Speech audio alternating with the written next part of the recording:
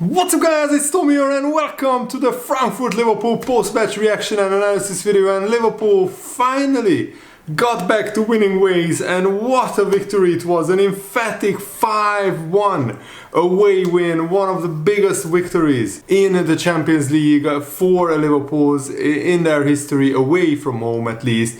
But Liverpool didn't start the game well. In the first 5 minutes it was all Frankfurt. They had like 80% possession, but in the end Liverpool started getting the foothold in the game. But then Jeremy Frimpong pulled his hamstring, which is really worrying. He will be out for a few weeks, so Conor Bradley will have to play most of their games, and probably Szoboszlai or maybe Curtis Jones will play, or Joe Gomez will play at right back in some games, especially in the League Cup. But then, just after Liverpool got a foothold in the game, we started passing the ball around. We had some really good chances. Dominic Szoboszlai threaded a brilliant over-the-top through ball to Isak, who tried to chip the keeper, but it was saved. But then Frankfurt put together their best move of the game, 1 and 2 touch passing, until Christensen, the right wing-back, found himself in the box, and he shoots between Robertson's legs, just in the perfect place, in off the far post.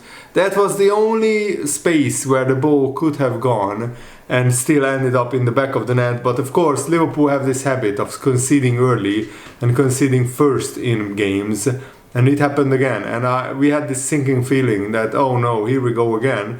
But thankfully Frankfurt's defending wasn't really up to scratch. In the first 30 minutes Frankfurt defended pretty well in a low block, but then from a Frankfurt corner all the Frankfurt players were in Liverpool's half. There was nobody even there in their own half, and Ekitike, with a simple through ball from Robertson, runs through against his former team, takes a couple of touches and nutmegs the keeper and scores the 1-1. And that was the turning point, because after that Liverpool's confidence was up and we started bossing the game. We started passing the ball around, and then first from Cody Gakpo's corner and then from Dominic Szoboszlai's corner, finally Liverpool scored goals from set pieces, from corner kicks.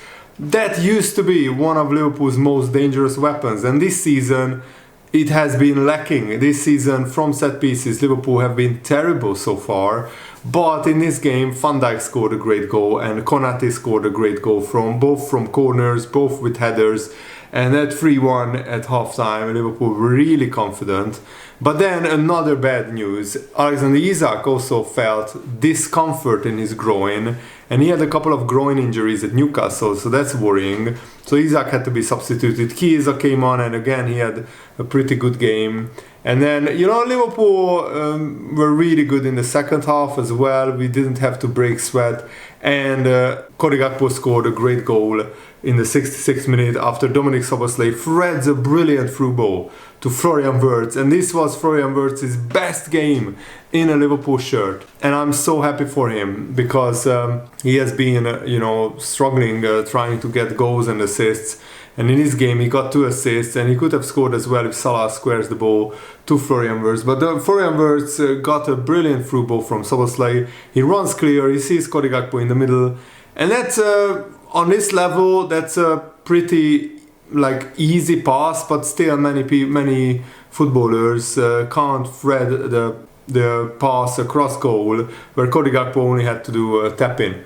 And then Florian Wirtz got another assist to Dominic Szoboszlai a few minutes later, and Szoboszlai from 20-22 yards unleashed an absolute rocket into the bottom corner. And Liverpool could have scored even more goals. Chiesa had a chance at the end of the game, which he shot straight at the keeper. Salah had a couple of chances, which he missed. And I don't understand the criticism of Mo Salah. He has been Liverpool's best player for 8 years. Almost every season Salah was Liverpool's best player.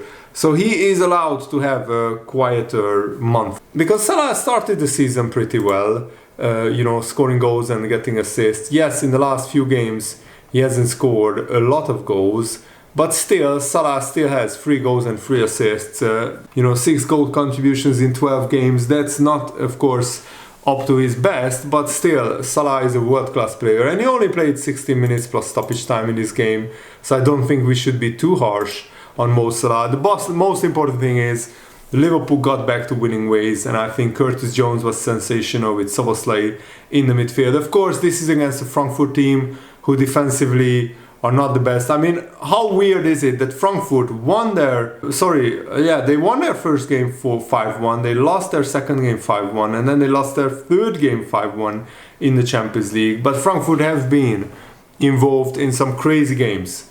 They won 6-4 in the Bundesliga, and they lost 4-3 in the Bundesliga as well. And they have some crazy score lines. They are one of the most entertaining teams to watch because they score a lot of goals, they concede a lot of goals as well.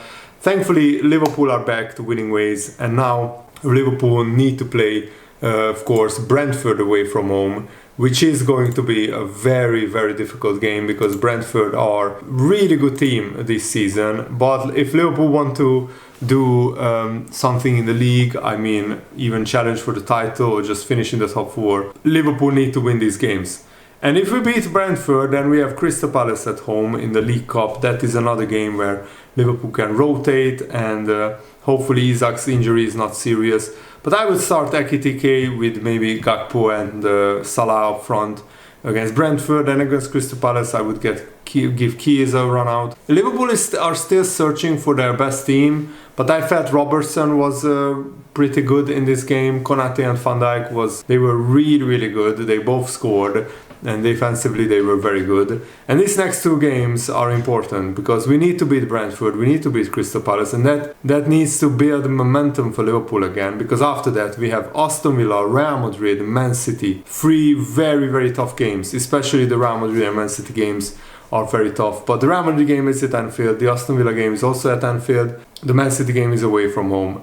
But finally Liverpool managed to win again away from home. And I heard the statistic that away from home Liverpool lost like 10 of their last 23 games, which feels wrong, but also, yeah, it can happen that Liverpool sometimes have this bad run away from home. At Anfield we are usually really stellar, really good. That's why it hurts so much that Liverpool lost to Man United. The bottom line is, the most important thing is Liverpool are back to winning ways. I'm so happy about it. Let me know, how do you feel? How did you see the game? What do you feel about it? How do you feel about it? What do you think? Who impressed you? Who didn't impress you? I think this Szoboszlai-Jones midfield could work with Wirtz up front. Florian Wirtz was sensational. I think we should just keep playing him in the biggest games and let the team figure out how to play together. Gakpo was also really good, much better than against Man United. So, of course, Liverpool have the firepower to score goals. We just need to be defensively more solid, and defensively we were more solid in this one, and I'm really happy about it. And this is exactly the kind of performance boosting victory that Liverpool needed. Let me know your thoughts down below in the comments, and thanks for watching. Have a nice day. See you later, guys. Goodbye.